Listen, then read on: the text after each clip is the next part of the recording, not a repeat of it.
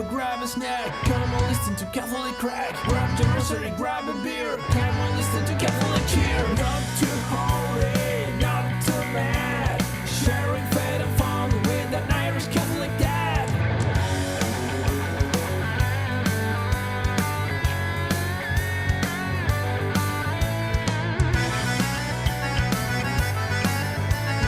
It's the Holy Joe Show. Welcome to the Holy Joe Show. As the jingle says, grab a cuppa, grab a snack, come and listen to some Catholic crack. Maybe you want to grab your rosary, grab a beer, but come and listen to some Catholic cheer. Welcome to the Holy Joe Show.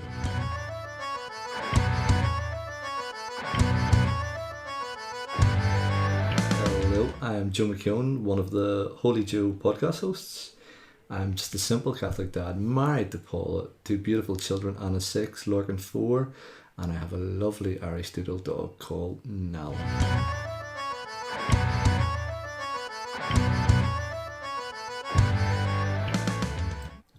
In this episode, I am joined by my two dear friends and Catholic dads, Dermot Kelly and Matthew McFadden, two leaders in the church in Ireland, making a difference. We'll be chatting about a lot of issues ranging from coronavirus, male spirituality, and we'll also be finding out about Dermot's rat problem. Over to you, Matthew. Introduce yourself. Yeah, well, Joe, and hello, Dermot.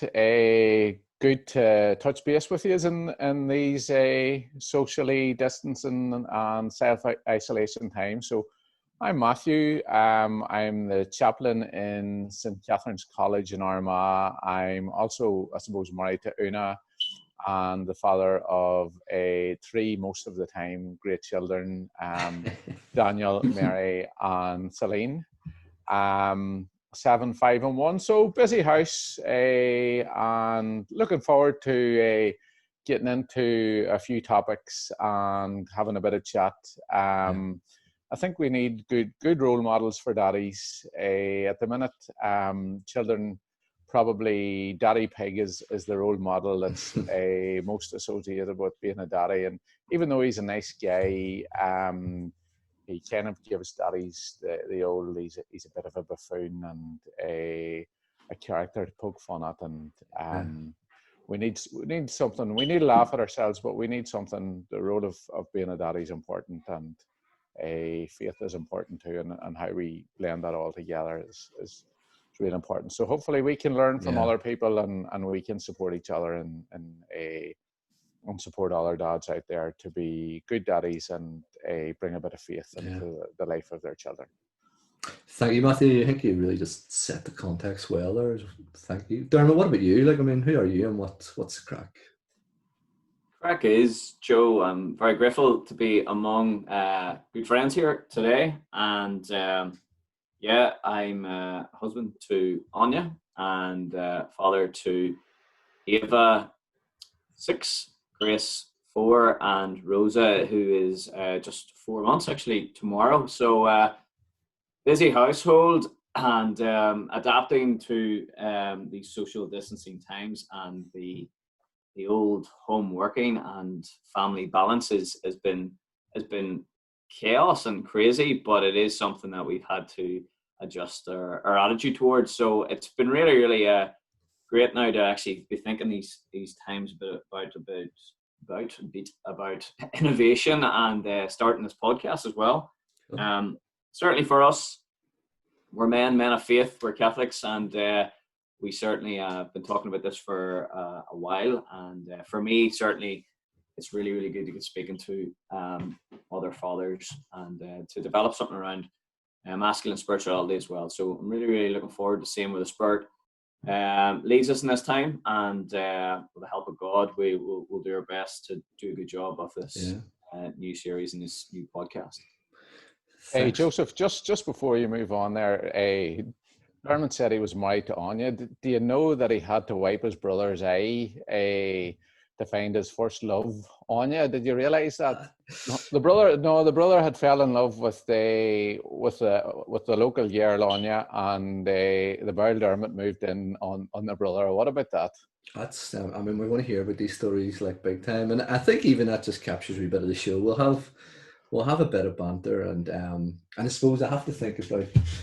I think the context that Dermot said about this idea has been floating around for a while, and I think we, like Matthew and Dermot, have both highlighted that the like the niche in the market, the sense of what is missing for men, and even to think about the church. When we look around, there's most of them are. There's probably 80% of the church at the minute of churchgoers is women, and when we look at the kind of, not to say the grey haired brigade because I've no hair, but the church is kind of missing male role models, like you say, Matthew. And as we raise children, we want to speak differently into that. We want to be men that are countercultural. But first, the theme of today was about coronavirus and crazy online Catholicism, and even we're a bit of a fruit of that, or a bit of a response to that, in the sense of we're online, we're in these social media platforms with this podcast.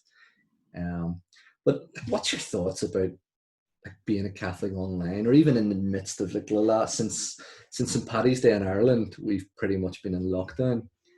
And how are you coping, Matthew, with all this? Like how's life for you? Joe, I have to say, I suppose life's good at the minute. I've found myself within this epidemic that we're going through at the minute, and within this lockdown. Took me a wee while to settle, and it was challenging at first, but life is good. Life's very simple. I'm realizing that I probably had overcomplicated life quite a bit for this last 5, 10, 20 years. Getting a bit of reflection time, and I always thought that I had a bit of reflection time, but probably now looking back, I didn't really. I wasn't taking time to reflect, because with children coming into the equation and a hobby starting and things like that, it was just go, go, go. So it's been good. It's been good to slow down. It's been good to stop. I am always conscious that, there's people not well out there, and there's people suffering at the minute, and I don't want to sound too happy clappy about it. But it has been good to stop. It has been good to reflect, and making precious family moments at the minute. I don't think we'll ever get time to do that again. And I'm blessed that my children are just at the ripe age for that. But what I would say, it's not a perfect life. Children are children, and they're falling out with each other. They're testing their parents. They want to spend more screen time than exercise time, and those things are challenging. But look, children are children, and that's the reality. And it's good to have an opportunity to make precious family moments and things that we can remember in years to come, and reflect and look back on this time. Yeah, no, I Stephen, when you were speaking there, I don't know if you ever read the book by John Eldridge, like Wild at Heart, which is kind of about male spirituality. Like I was like, it's been a blessing, as you say, like with this whole coronavirus, to spend time with family. But I was changing a tire on a wheelbarrow yesterday on my lunch break from working at home, and I don't think I've ever changed a tire on a wheelbarrow. So I kind of am feeling like there's time. Did you get a puncher, Joe? I got a punch. I tried to carry about 80 or 100 kilos in probably a wheelbarrow that can only cope with 50, like, so it got a wee puncher. But I really like this. I really enjoyed actually just changing it, and actually felt I am a man after I felt it. And sometimes you can get caught up in work and you forget who you are and your purpose and your identity. And there's been a wee bit of, as you say, Matthew, reflecting on who I am at my core and all that. And then I had a laugh when Dermot sent me a WhatsApp the other day of him looking like a caveman with pickaxe in one hand, shovel in the other, patio on his lawn. Oh yeah. But yeah. What do you call that program that you use to superimpose your image onto another picture? Snapchat? No, Photoshop. Photoshop. Yeah. Dermot's good in Photoshop. It did. I think it did look like David Hasselhoff's body now, in fairness now. But we know he's more like your man from, what do you call it? The Big Bang Theory. Oh, lads, manual labour. You got to take your hats off to the men out there doing a lot of manual labour. I've taken to a bit of that this week. I was just reflecting there, if you were to update your CV after this pandemic, not that I'm going to do that because I've just started a new job, but if you were to update your CV, for me, certainly there's a lot of new jobs that I've taken to, from graphic design to skilling myself in maybe podcasts and video editing, right through to landscaper, baker, Homeschooler. a little bit more. So yeah, I really, really enjoyed those small accomplishments in these times. And like you said, Matthew, appreciating the smaller things that are happening each and every day in our lives anyway. I just looked out the window and I've seen a mouse run around. But That's common in Portadown, isn't it? yeah. We'll not get into West Belfast, Joe, but it's been really, really good, and I suppose for young kids as well. Like, we really do hope that this is a positive time for them, and they can look back on these times to say, "Oh, do you remember that time when mum and dad, or mum or dad, were off work and done things with us, and really, really had a really good time with us when we were off, and they were our teachers and they tried to be our teachers, which is difficult, and we must respect our teachers in these times as well." So yeah, no, it's been a really, really dynamic situation, I must say. Yeah. No, it has. And funny, just even you saying there, what would we update our CV with? Like, I am, the priest called me the other day, like I'm his technical assistant, where I'm recording Facebook masses for a wee 73-year-old priest. So it's the things you never think you'll do, but also for the wee priest, he was like technophobe, like, and he was like, fair play to him. He's now coming down off the altar, he's talking directly to the camera, and he's just being awesome, like, online. But Matthew, what about you? What would you update the CV with? I haven't really, Joe. Like, I would be in regular contact there with Dermot, and I have to say now he has excelled with his graphic design and all that sort of stuff. And I kind of I haven't been as good, you know. But I suppose what I've been concentrating on getting a bit of exercise in and doing a bit of walking and trying to come up with healthy recipes and healthy eating, and that's been quite a bit. So yeah, I'm trying to learn to skip is one of the things, and I'm trying to perfect my press-up technique. Rocky Balboa. And just trying to do a bit more. I suppose the pillars at the minute for me are prayer, family, exercise, and healthy eating, and just trying to build on those pillars. And I would say to people out there as well, you know, we do hear a lot from people who are upgrading their CV, but it's all right if you're not. It's all right if your CV doesn't change and you've just had a wee bit of time to reflect and be grateful for what you have, and give thanks for what you have as well, you know. Yeah, no, I like, for me, like, I know I'm an extrovert, like, so for me it's been really, might have been a wee bit difficult at the start, but I really, really appreciate just slowing down and being in the present, and don't be thinking too far ahead. Matthew, just on that point, on Joe, like, you know, what have you been noticing in terms of faith and maybe well-being? What have you noticed, you know, around spiritually, physically, mentally? Has there been much things that you've been noticing in yourselves and also in others, or what's out there for our culture? Well, funny, I was lecturing the other day, and I suppose one of the things I said to students, I was teaching them a wee bit about theology and critical thinking, and like, one of the things I'm really critically thinking about at the minute is how we communicate with the two-dimensional. And in my work, I don't know what it's like for you guys, but I've been having loads of Zoom calls and loads of kind of meetings where I'm looking at two-dimensional beings, and I'm missing out on the 3 or 4-dimensional person. And the idea of incarnational theology, or even for us, that concept, Catholic theology, is sacramental. Like, we meet and experience God's grace in the physical, and we're not getting the chance to encounter each other. Like, and well, we are as a family, and it's lovely. Actually, our family prayer has like won't say it's been through the roof, but actually just having time to pray together and Yeah, yeah.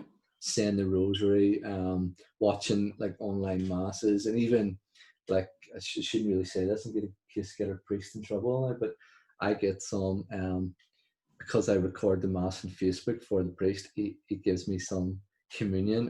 It's been since I think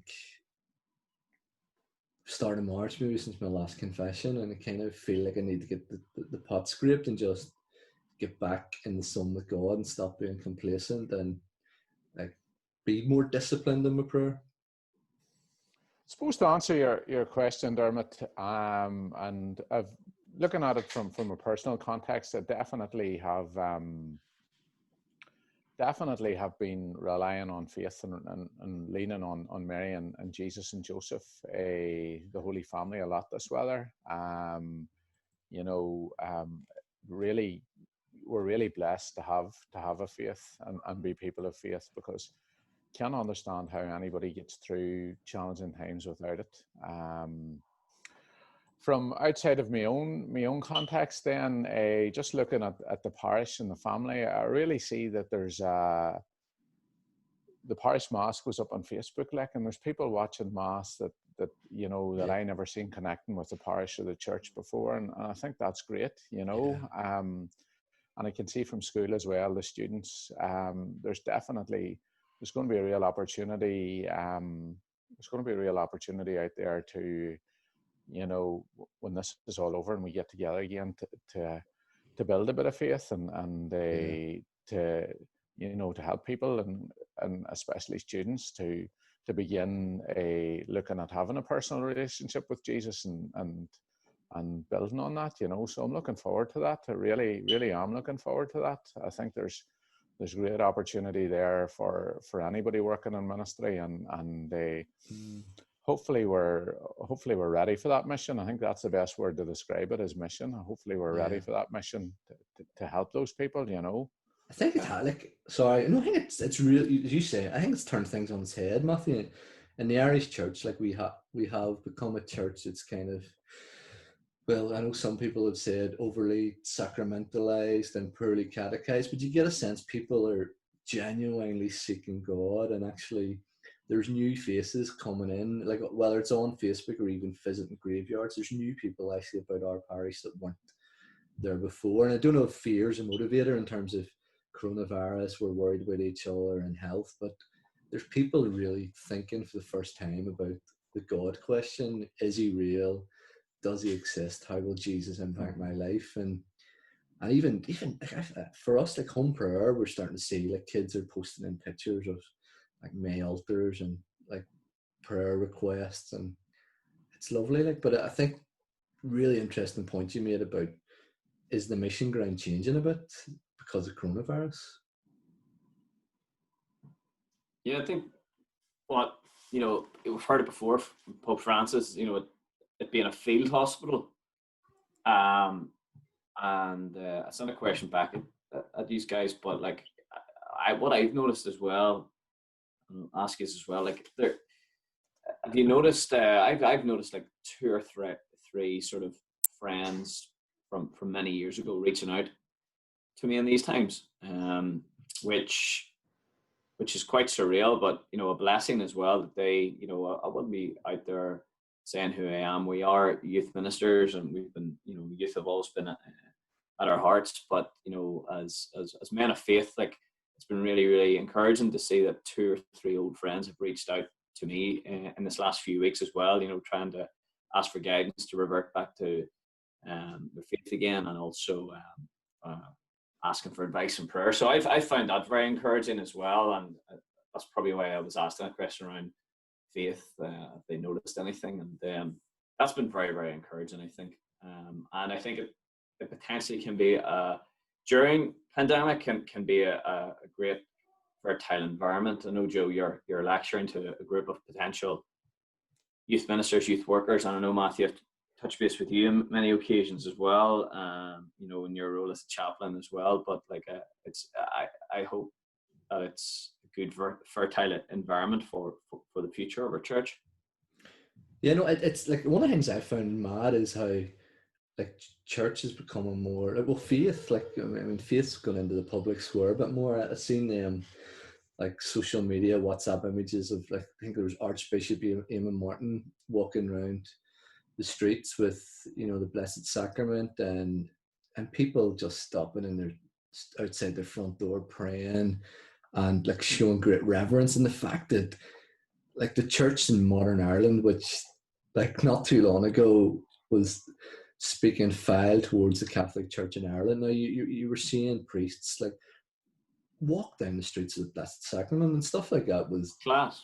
like, it's 100 years ago when you were Corpus Christi processions and all that. And I mean, and it's interesting just to watch, like, you know, confession on the streets or in the car park. And I know we can relate to that because we've maybe been in World Youth Days where the sacraments are done in weird and creative ways. And but yeah, I find all that really interesting. And there's some awful examples of videos too, like.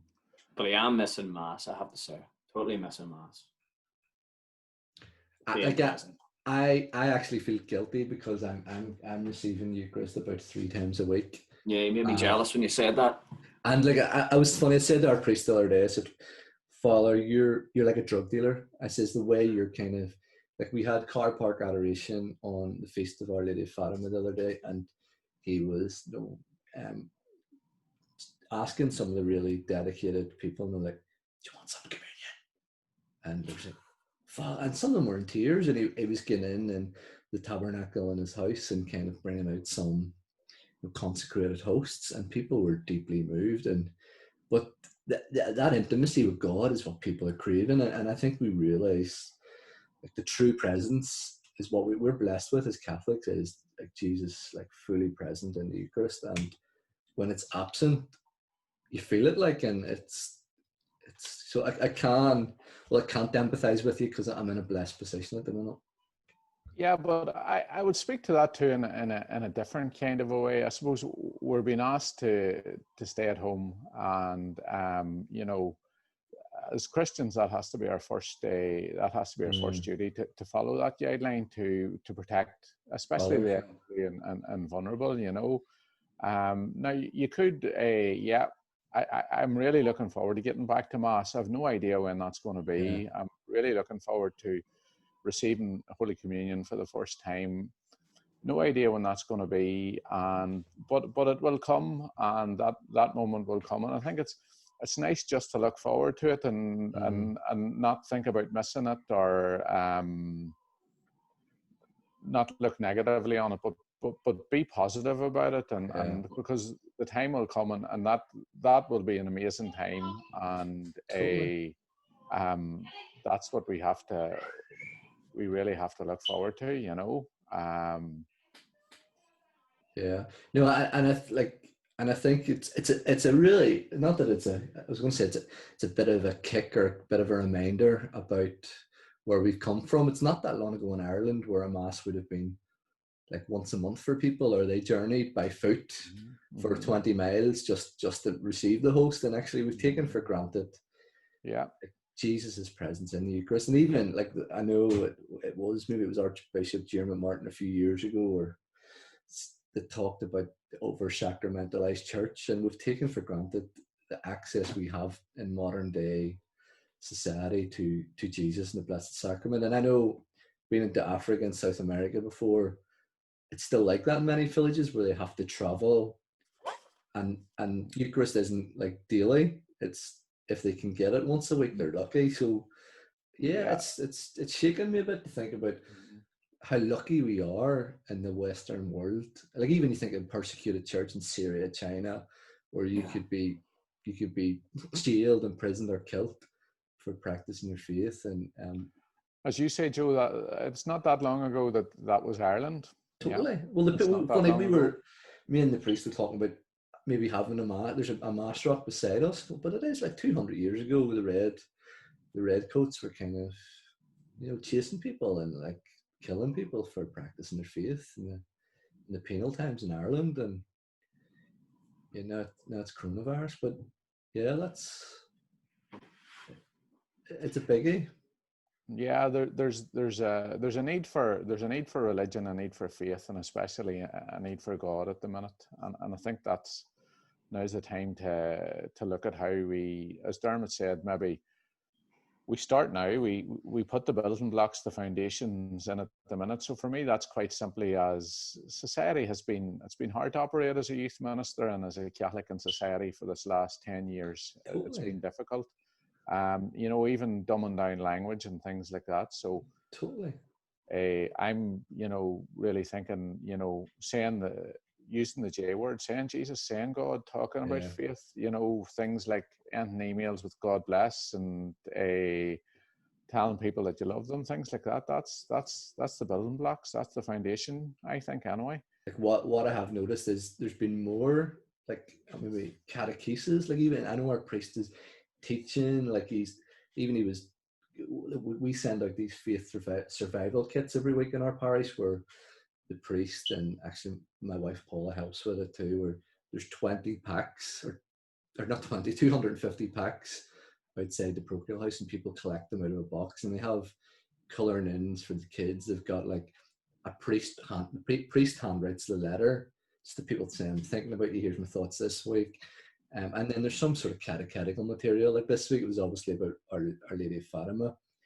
But I've noticed, just as you say, there's more confidence and like people are willing to talk about Jesus and willing to ask questions and be open to praying in new ways and thinking in new ways. Even like the other day at the car park, adoration was the first in our parish, and country people can be a bit traditional, as you may know. I'm a city boy in the country, and they were going for it, and they realized actually I'm okay, I can do different.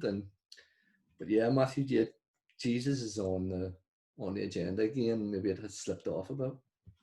It's good to take time to reflect on our ancestors and on those hard times, and actually, what you're saying, Matthew. We've just been asked to stay distant, or stay in our own homes in these times as well. And our ancestors had to go through a lot more hardship and persecution as well. And even this week, Joe, you were saying there, about Our Lady of Fatima, the anniversary. Like, you're talking just over 100 years ago. 3 shepherd children,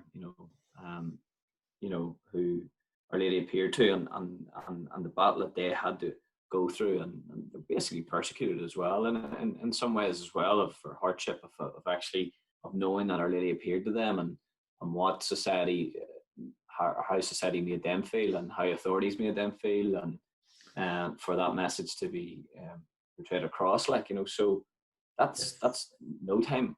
Yeah, no, totally. And funny, what was interesting actually, just the parallels to Our Lady of Fatima.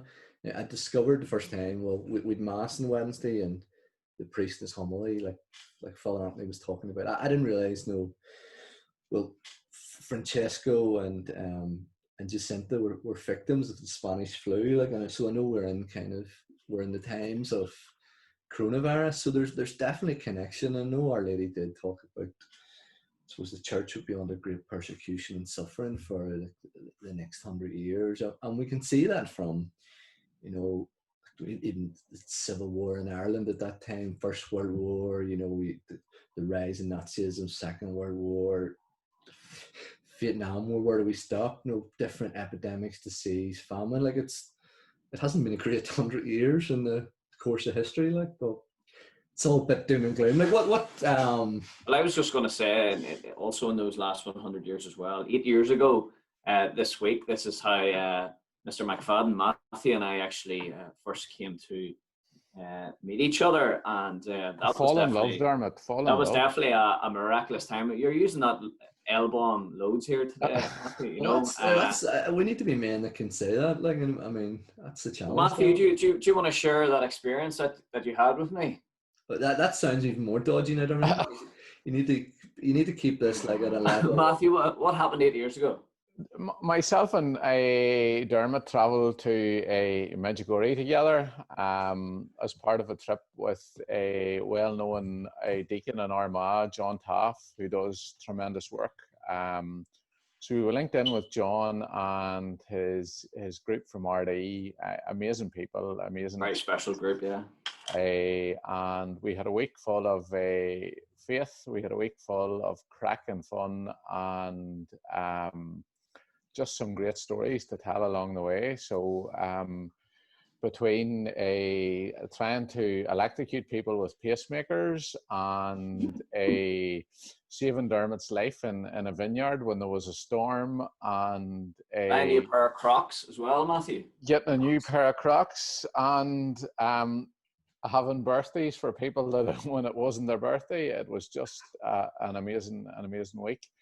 But the one low point was that we went to watch might have a wee minute silence here at the minute. We went to watch the last day of the English Premiership season, and as we're all United fans, unfortunately, United had the opportunity to win the league that day if City lost, but City got a goal in the last minute to sneak the league back at the very last second. So that wasn't a good day. You know? Can I tell you a story about that actually, just as you raised it? But I done a master's in Maryville over in Birmingham. Joe, you're throwing in some highbrow. I know it's kind of. Is this your fourth master's, Joe? Or is this your PhD or? No, I just do them for fun, really. Like, no, I only have two.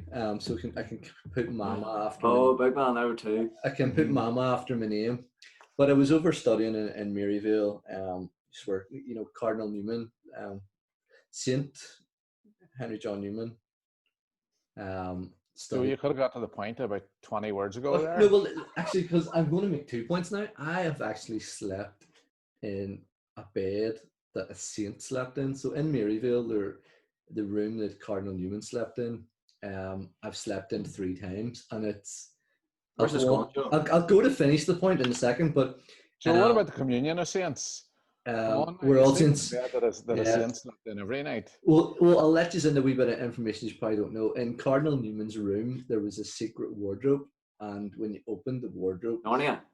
It was pretty much like Narnia, because you opened the wardrobe and there was a wee kneeler and a window into the church. So he had like adoration anytime he wanted. So it was kind of cool. But to think that 150 years before me, there was like one of the great saints of I suppose the English church, and actually for Catholicism throughout the world. But anyway, it was coming back for a man with 2 masters. Use Belfast boys, I believe anything. I know. Well, no. What do you mean, hey boy? But coming back through the airport, I was watching the match in the pub in Birmingham Airport, and it was United were winning the league. At that stage, was it 3-8 or something? I can't remember what the score was, but United, a draw got United the league. They did, yeah. We were seconds away from it, Joe. I was on the plane, I was listening, and as the plane took off, you have to turn your phone off.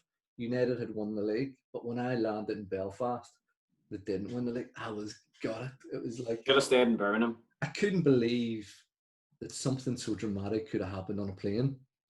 It was good Christ, but for Man United to lose the league in such a very unjust way.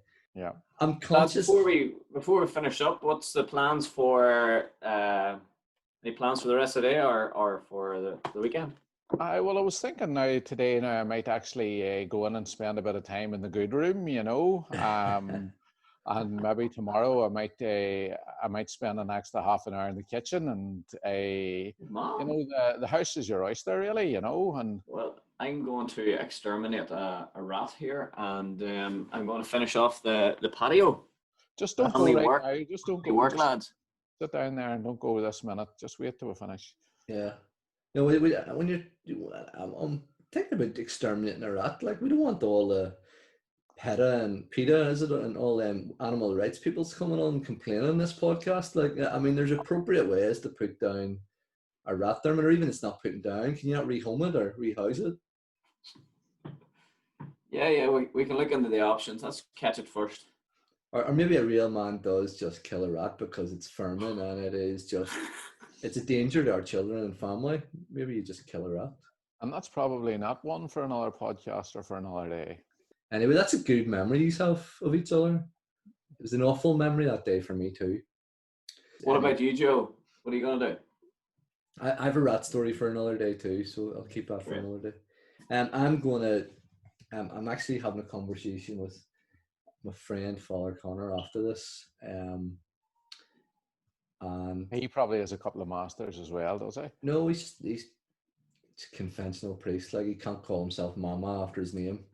He's the youngest parish priest in Ireland, isn't he? Yeah, and he's going. We're going to involve him in another episode too. And yeah, lovely guy. He's actually been interviewed today by RTE about his documentary series on the hidden sacrament, a confession. So it's be interesting to see how that comes out when it's on TV in the autumn now. But yeah, that's the plans. I'm going to make for dinner tonight risotto with salmon.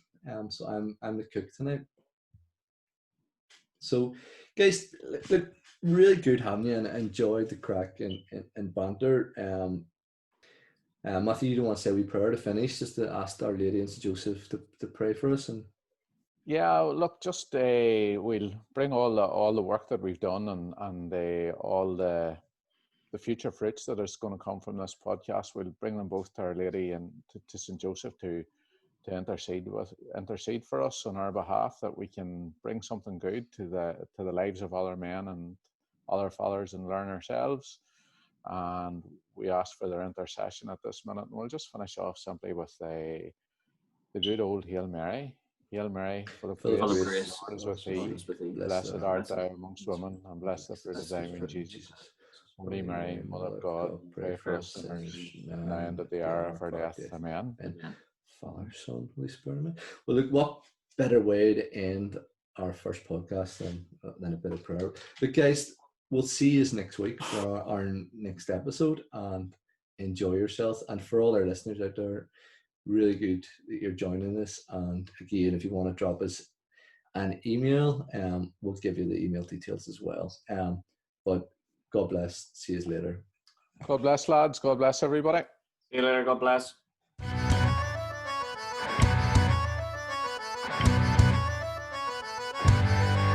We'd really love to hear from you. Maybe some questions, ideas, people we should bring onto the show.